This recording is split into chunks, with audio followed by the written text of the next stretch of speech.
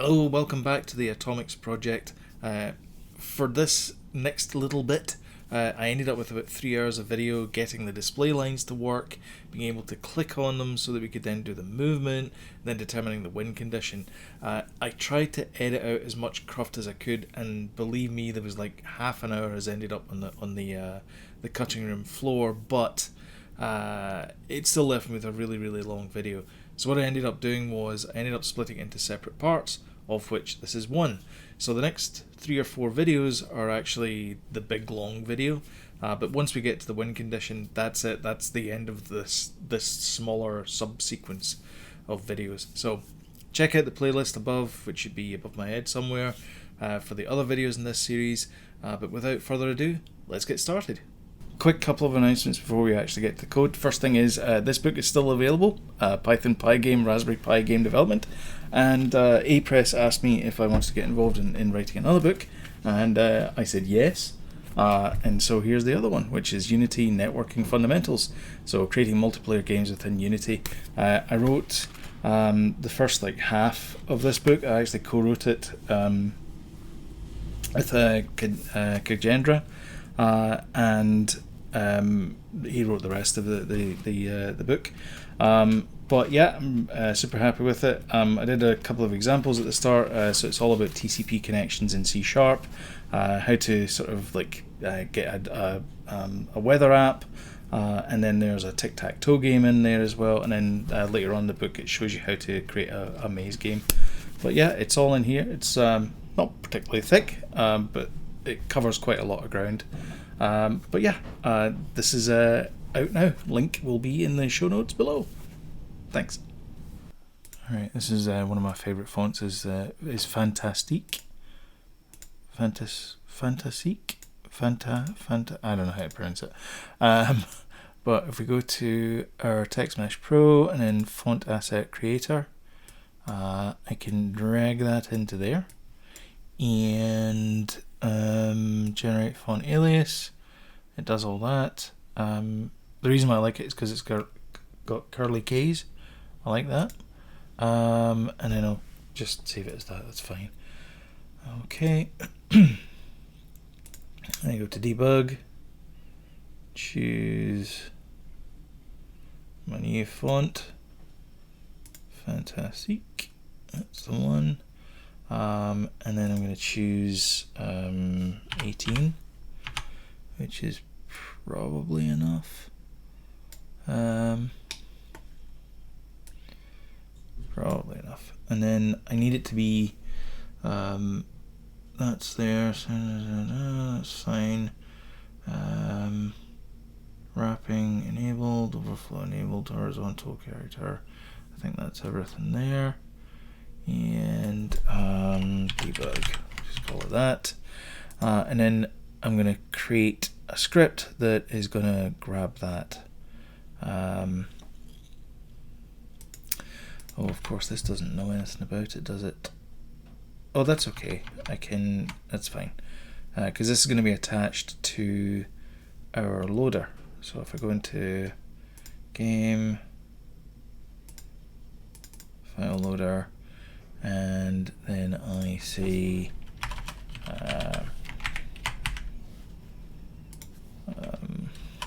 private grid tester,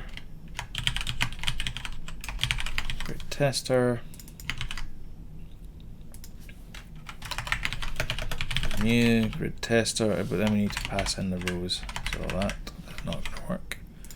Deserialize. Okay, so then I need to pass in grid tester, level data dot levels 0. Oh yeah, we need to make that any level. Level data dot levels 0 dot molecule, and that's going to be arena. Okay, so that's going to pass that in there. Well, let's make that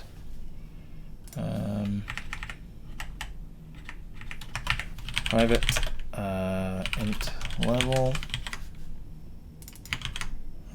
So level is going to be 0.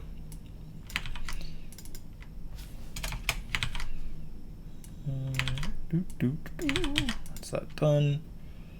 Take that away because then it'll just work. And then grid test is not working, so we need to say public string grid debug get return grid tester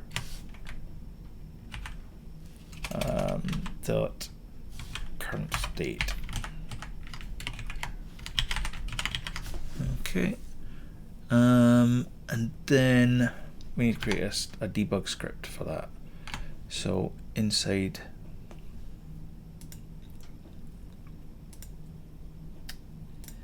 our Atomix, we've got game.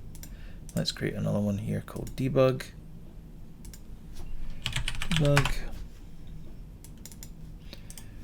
And we'll have that as test grid debug. Okay. And then we're gonna have public atomic file loader void update if our arena equals file loader dot debug if string dot is null or empty. If it's not null or empty, arena, I'm going to have public tmp pro dot text mesh pro GUI text dot text equals arena. Okay, and then grab our debug. Let's where are we going here? Add component debug, test grid debug, and then it's looking for the file loader and it's looking for text. So text is going to be this one here, and then that is going to be the board manager. So I just drag that on there, and it should. Oh, there we go. Okay, so this is our debug information up here. So we have our. I can make that a little bit bigger. Hopefully you can see that. So we have our debug information.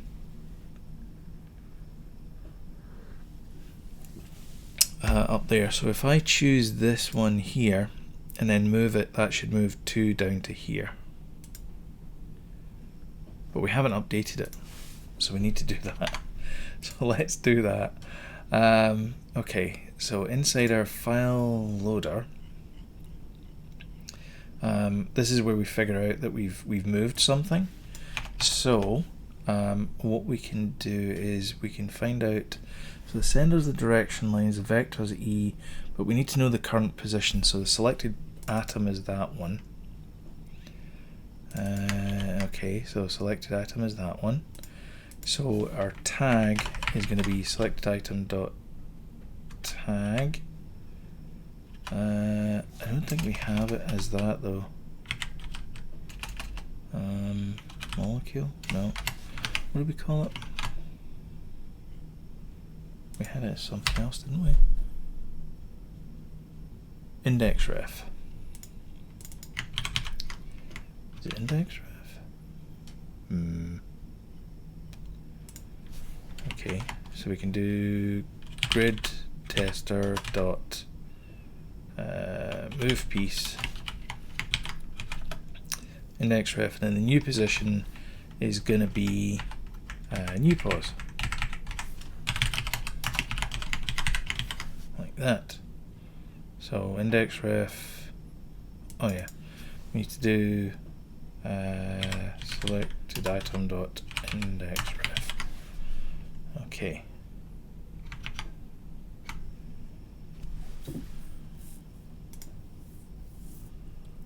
Alright, so we choose this one here and then we move it. 2 should go to this position down here. No, that didn't work. Oh, it is moving it, but it's moving it all wrong. what that's got to be is it's got to be Z, and it's got to be negative Z.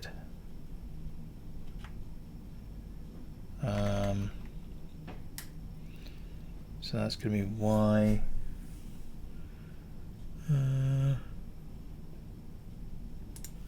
plus negative Z. That should just be that, and then that should just be that. Okay. So move that one to there, and then that goes up to there. It's not removing that one though, so that's not good. It is moving it across to where it should be, so that should go up to there, and then that one should go up to there. But it's not removing the current one. And this one here, we're doing old loop replace that to there. But that's going to be rows Y equals. Okay, that'll fix it.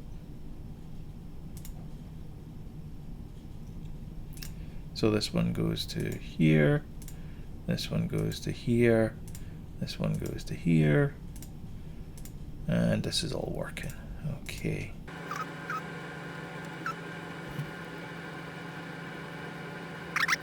You can see that we can get 1, 2, 3, and that is the molecule, and that's kind of where I was going with that one. So we know that we can get 1, 2, 3, which means we can now check this to make sure that we have our winning condition, which is very good.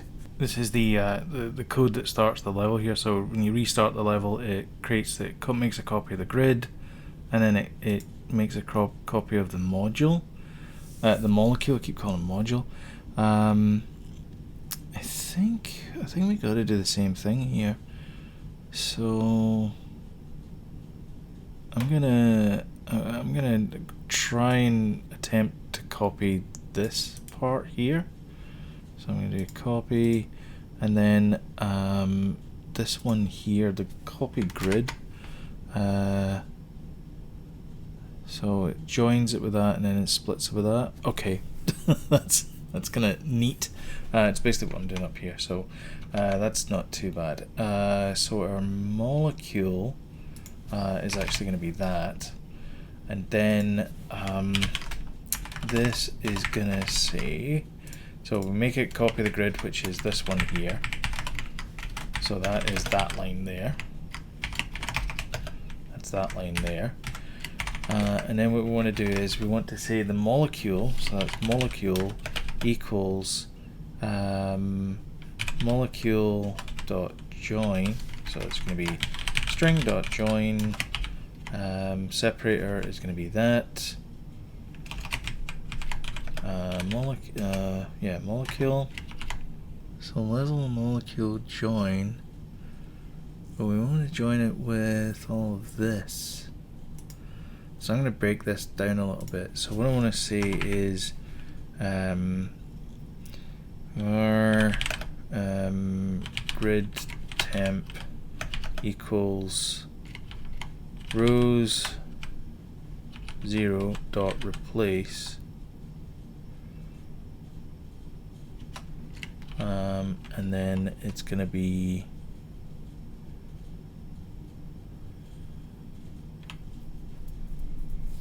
is that just making a copy of that?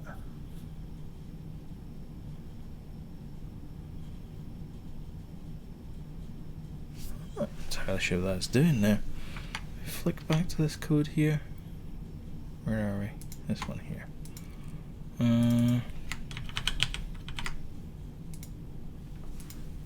So it's from a join.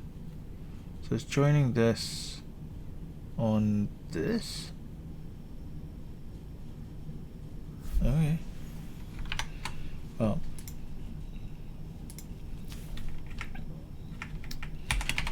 our regex equals new regex, and then it's gonna be rows 0, and then we're gonna say regex dot replace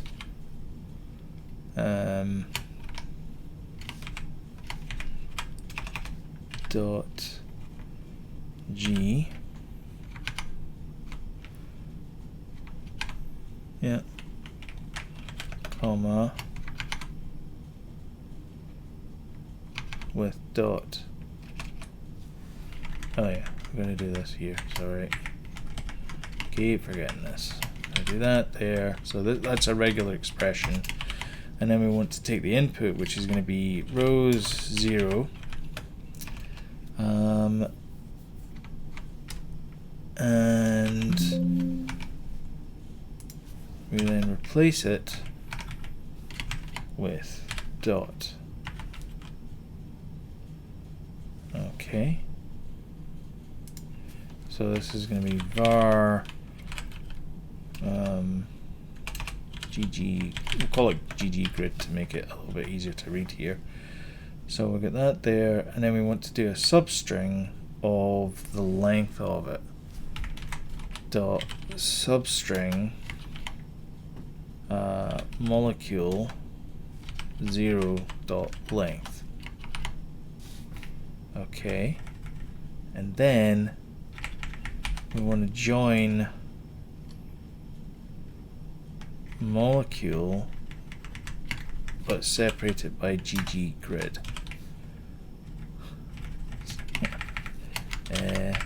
What? Okay, that sounds weird, but okay, let's see what we get. So we get rows here, regex, and then we're taking that there, substrings GG's that. So that's going to give us this, and then we get that. So we join that on this, and we get that. Okay. Well, we get molecule anyway.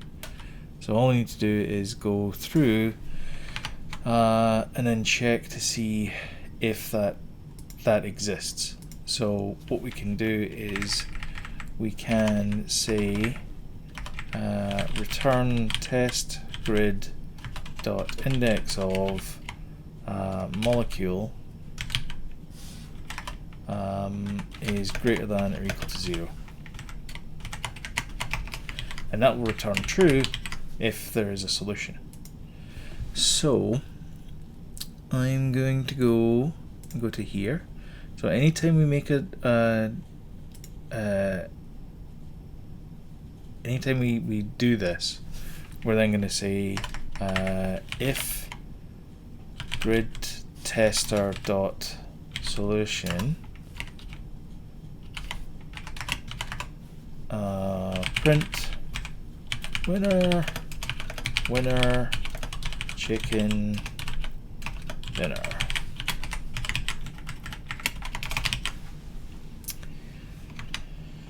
Okay, right, let's see if I remember the moves. I think it's basic. It's everything. I need to get everything away down to the bottom there, and then that works. Okay, so I'm gonna get rid of that there. So I'm making a move, making a move, making a move. This has got to go down here, along. So this should get me the winning solution. Winner, winner, chicken dinner.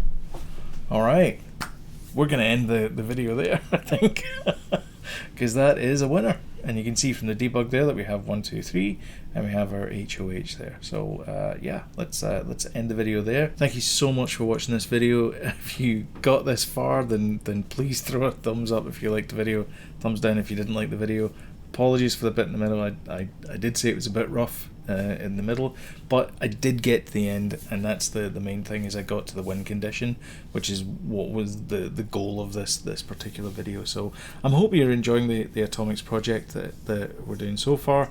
I'm actually really enjoying it. It's a good puzzle game.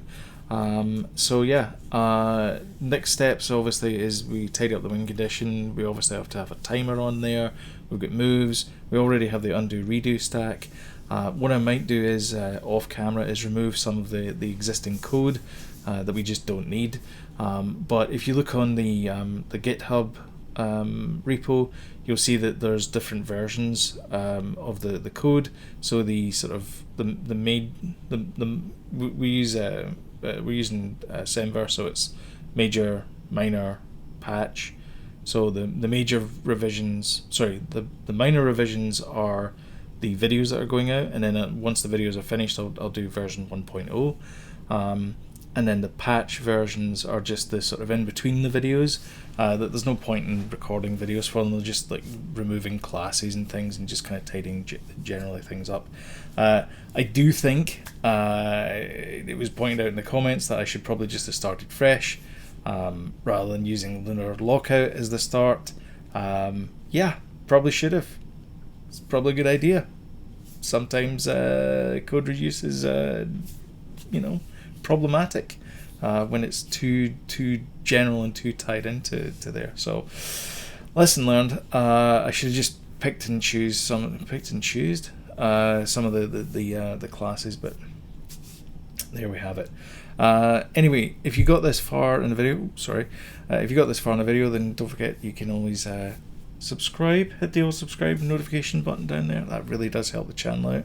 And until next time, I will catch you in the next one. Bye bye.